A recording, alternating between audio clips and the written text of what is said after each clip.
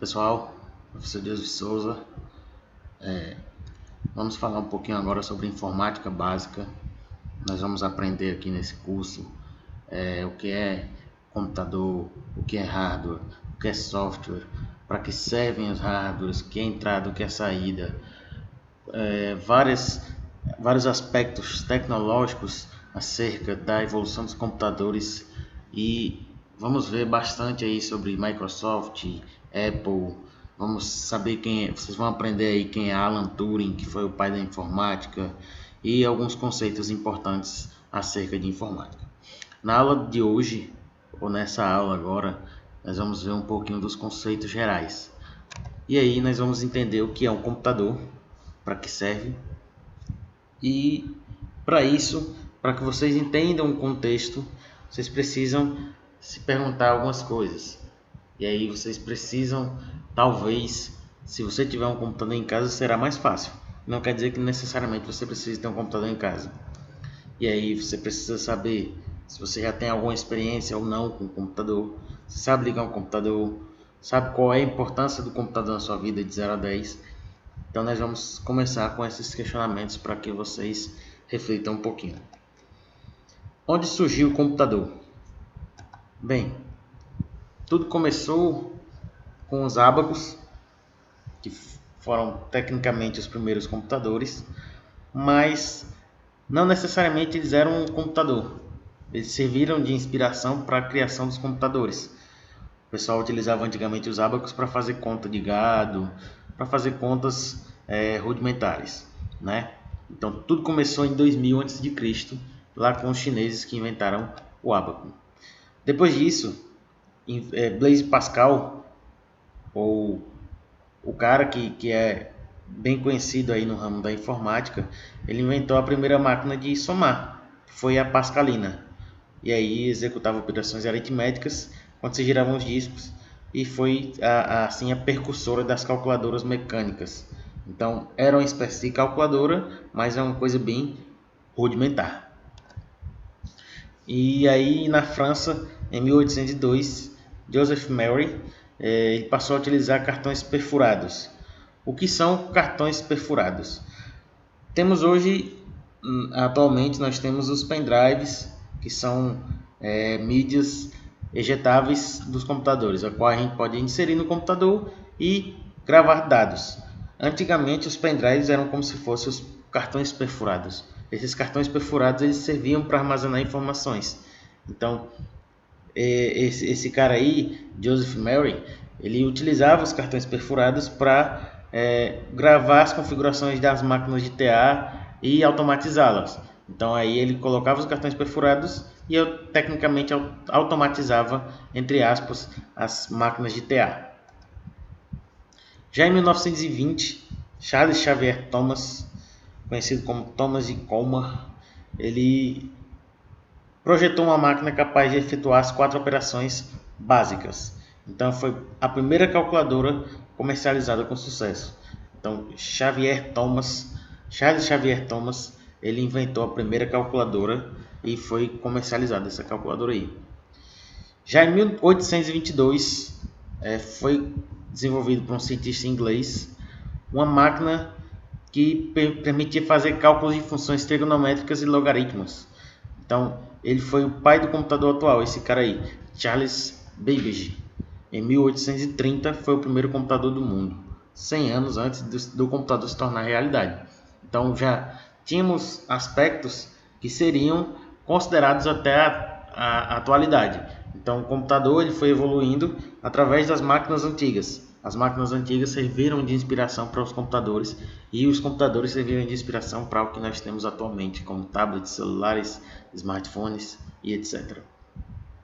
E aí, em volta de 1936, as ideias do cara lá, do Babbage, que foi comprovado, esse carinha aqui, que ele criou essa máquina, então foi comprovado através de Alan Turing. Alan Turing ele foi, digamos assim, o pai da computação, porque foi ele que criou o primeiro, digamos, o computador, ou o que nós chamamos aqui de Uncomputable Numbers, que foi o artigo que ele publicou. E aí Ele é desconhecido para o público, mas a contribuição dele foi fundamental para que o computador se tornasse realidade. Esse cara aí ele é bem conhecido no ramo da informática, até porque ele deu contribuições significativas também para a inteligência artificial. Isso aqui é um exemplo de um computador, certo? Antigo.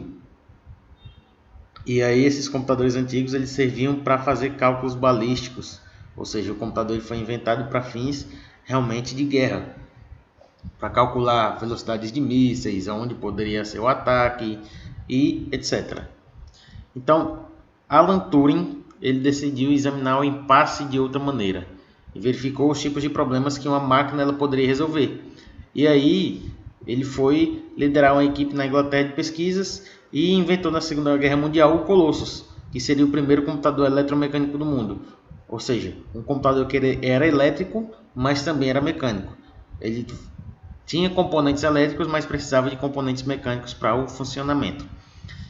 E aí, durante a guerra, ele utilizou para decifrar mensagens dos alemães, ou os alemães utilizaram, e aí eles utilizavam cifras durante a guerra para criptografar as cartas, digamos assim, ou mensagens, e aí esse computador ele serviu para decifrar esses códigos e conseguir interceptar algumas mensagens.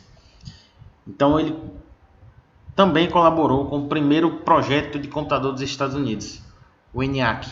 O ENIAC ele foi um computador, digamos que foi o divisor de águas entre o rudimentarismo e o que nós temos hoje como tecnologia.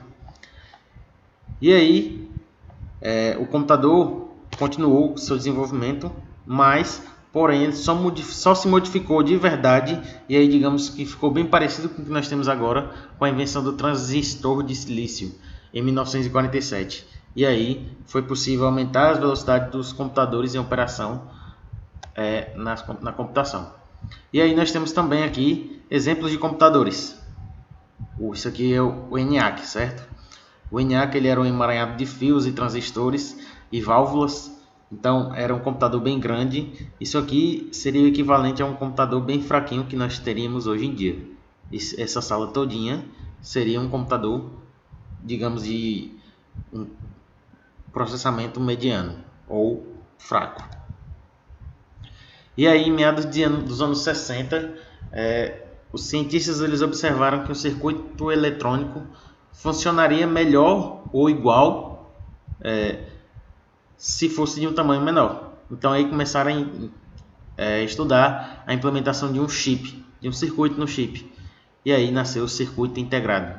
E aí a computação ela deu um grande passo à frente. E aí o desenvolvimento de um circuito em um único chip levou à construção de múltiplos circuitos em um só chip. E aí foi que foram diminuindo os computadores. Uma vez que nós temos vários circuitos em um chip só, o computador diminui de tamanho e o processador fica mais eficiente. E aí a indústria dos computadores pessoais teve seu início em 1971, com a fabricação do primeiro microprocessador, o Intel 4004. E aí a indústria foi decolar somente em 1975, com o Altair 8800 da MITS, certo? Pelos padrões atuais, esses caras aí que eram desenvolvidos, os padrões que eram desenvolvidos antigamente pela MITS eram bastante limitados. Uma vez que o processamento era 250 bytes de memória. Então isso aqui hoje em dia, uma música não tem esse tamanho. Uma música não tem esse tamanho de 250 bytes. Uma música ela tem pelo menos 2,5 megabytes. Então é quase que 6, 7 vezes mais que isso daqui. Então hoje, atualmente, os computadores eles têm um processamento e os padrões bem mais elevados. Mas nesse tempo aqui era uma coisa completamente inimaginável alguém escutar música em um computador, alguém escutar música se não fosse em CDs, certo? Em discos, aliás, né? Discos de vinil. E aí, esse computador ele custava quase $400. Foi o primeiro computador pessoal disponível em grande escala para o público geral. E aí, esse computador aqui foi substituído por esses outros computadores que foi de Paul Allen, um programador, ou seja, um calouro de universidade de Harvard, conhecido como Bill Gates. E aí ele originou uma versão do BASIC para o Altair. E mais tarde surgiria a Microsoft, que seria uma grande potência da computação como é hoje. Então, em 1977, depois desse computador aqui, ocorreu a explosão do interesse pelos computadores pessoais. E aí surgiram máquinas como Commodore, PET, Radio Shack, Apple II, e o Steve Jobs aí entrou na parada e começou com a nossa Apple, certo? 1980, os engenheiros da IBM fizeram a demonstração de um protótipo de computador pessoal chamado Acorn. Seria mais ou menos assim. E aí já começou a tomar a forma de um computador que basicamente nós conhecemos até hoje. A forma é bem parecida, porém a tecnologia é muito mais avançada. E aí surgiu também o PC-DOS, que foi uma parceria entre a Microsoft e a IBM. E aí em 81 a IBM apresentou o Personal Computer, mais conhecido como PC. Então em 83 foi lançado a Apple III e o Lisa. E aí nós teríamos dois computadorzinhos parecidos com esses aqui. E aí a Lisa foi a primeira tentativa de combinar mouse, janelas e ícones com interface gráfica. Mas como a tecnologia ainda era muito escassa nesse tempo, o alto preço não atraiu e não acabou não se popularizando. E aí em 84 lançou o Macintosh da Apple, que oferecia mais que um prompt do DOS, que era o sistema operacional do Windows. Então ele apresentava várias janelas e menus suspensos e apresentava também um mouse, bem como um teclado, certo? E aí o mundo do PC estava pronto para algo novo, o que aconteceu em 87, quando lançaram essa máquina PS2 da IBM. E aí o processador de 8 MHz até a versão 80, baseada em 386, que eram os processadores aí no tempo. E aí o PS2, PS/2 era um grande sucesso. E aí depois de um tempo, a IBM e a Microsoft lançaram o OS 2, e aí esse sistema operacional ficaria mais parecido com esse daqui, que nós temos também parecido até os dias atuais, porém foi sendo atualizado e melhorado. Em 1987 é lançado o Windows 2.0, e aí ele melhorava bastante, consideravelmente, a interface com o usuário. E aí depois seria dividido em 286 e 386, sendo que o último lançaria uma capacidade multitarefa. O que é uma capacidade multitarefa? Uma capacidade multitarefa seria um computador que é capaz de executar várias tarefas de uma só vez, como nós temos hoje. Celulares, computadores, todos são multitarefas, que eles executam várias tarefas em uma só vez. E aí começou a rivalidade entre o Windows e o OS 2. Então nós tínhamos aqui algo parecido com isso para o Windows, o MS-DOS. E aí no fim dos anos 90, o Windows descobriu em maio o padrão. E aí é o que até hoje eles seguem esse padrão. Esse aqui foi o primeiro software da Microsoft, o 3.0. E aí já estava presente também o Windows NT no mercado em 1991. E aí a IBM e a Microsoft se separaram. E aí a Microsoft transforma o antigo OS 2 3.0 no NT 3.1. E aí começa a concorrer diretamente com o OS 2 da IBM. E aí os aplicativos da Microsoft, que foram liderados pelo Office, que nós temos até hoje, contendo Word, Excel, PowerPoint e mais tarde o Access, que também tomaria uma grande parte dos mercados de programas e aplicativos, certo? E em 93, a Intel apresentou seu processador Pentium de 60 MHz, no mesmo período os discos rígidos ficavam cada vez maiores e mais velozes, bem como a tecnologia também, que progrediu muito. E aí, quando a Intel lançou, a Pentium lançou a Intel lançou o Pentium de 60 MHz, começar aí a evolução dos processadores também, a partir dessa empresa que é a Intel, que até hoje é conhecida como uma das melhores empresas de processadores do mundo. Esse aqui é um exemplo de um processador de 1993, o Pentium de 60 MHz. E aí, nesse mesmo período, os processadores e os discos rígidos ficavam velozes, mais velozes ainda. E aí, mais à frente, chegava ao mercado SQL. E aí começaram a desenvolver os bancos de dados, e aí a Oracle e a Sybase desenvolveram os e-mails, e aí começou a popularizar-se a troca de correios eletrônicos, mensagens eletrônicas. E aí a internet já existia, claro, antes dos anos 60, mas quando esse órgão aqui, o DARPA, o órgão de defesa de projetos de pesquisa avançada do Pentágono, estabeleceu conexões com muitos computadores das universidades, foi que começou o negócio a se popularizar e a ganhar a escala que nós temos hoje.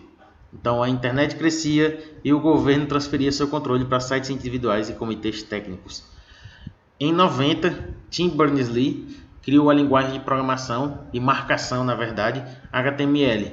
E aí surgiu a World Wide Web, ou WWW. E aí, com o HTML, também surgiu a necessidade de criação de sites e de páginas na web. Então, a grande euforia em torno da WWW, ou World Wide Web, e aí obscureceu o Windows 95, que seria mais tarde também lançado o Windows NT 4.0, que era a mesma interface com os usuários, executava a maioria dos mesmos aplicativos. E aí criava as interfaces que nós temos até hoje do Win32.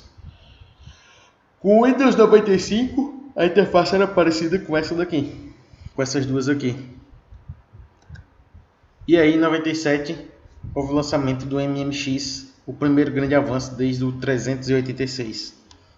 E aí já estavam se pensando em jogos de desempenho multimídia, ou seja, já estavam pensando em algo mais à frente, um computador que seria mais veloz e um computador que seria mais,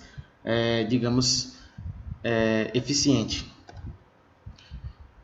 Em contrapartida, começa a surgir a computação óptica. O que é a computação óptica?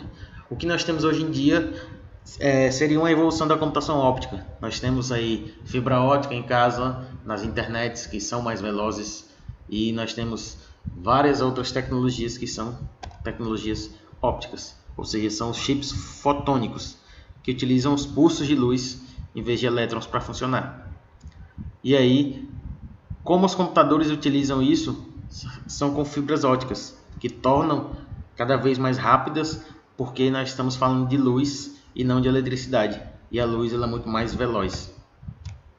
Temos computação biológica, que servem para trabalhar com os computadores de DNA, ou seja, exames de DNA, exames de biologia, biológicos, esses exames que são mais voltados para essa área da biologia.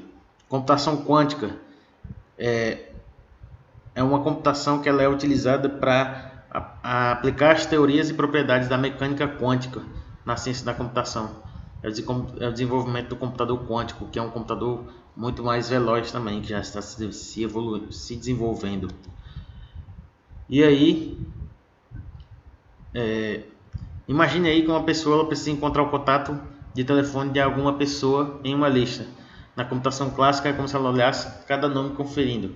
Já em um processo quântico é como se as pessoas conseguissem verificar vários nomes a cada processamento, ou seja, um processamento muito mais veloz e muito mais eficiente. E aí nós temos também a evolução da robótica, que atualmente também já ajuda muitas pessoas, sejam elas deficientes, não, nas suas tarefas. Nós temos nanotecnologia, que é uma tecnologia muito pequena, e temos muitos filmes também que tratam sobre esse assunto, que seria uma tecnologia quase invisível ou muito pequena. Nós temos hoje isso nos celulares também, que seria uma tecnologia pequenininha que é muito eficiente. E nós temos também o conceito de IoT, ou Internet das Coisas, Internet of Things, que é uma revolução da internet que conecta vários aparelhos, e é o que nós vivemos hoje. Por exemplo, hoje nós temos televisão, nós temos tablet, nós temos notebook, nós temos celular, nós temos geladeira, nós temos luz que se conecta ao Wi-Fi, nós temos cafeteira que se conecta ao Wi-Fi. Então, todos esses componentes se conectam através da internet, e isso é a internet das coisas. E nós temos também a inteligência artificial, ou AI, que é a tentativa de transformar a inteligência humana, ou, aliás, a tentativa de imitar a inteligência humana através dos computadores. E tudo isso que a gente discutiu aqui se dá por conta da interdisciplinaridade. Todas as disciplinas envolvidas em um só local. E aí nós temos uma frase de Steve Jobs: cada sonho que você deixa para trás é um pedaço do seu futuro que deixa de existir. Por fim, nós temos esse exercíciozinho para vocês fazerem e praticarem um pouco, para entenderem um pouco do histórico, certo? E essas outras questões aqui também, ok? Então, até a próxima aula e tchau, tchau.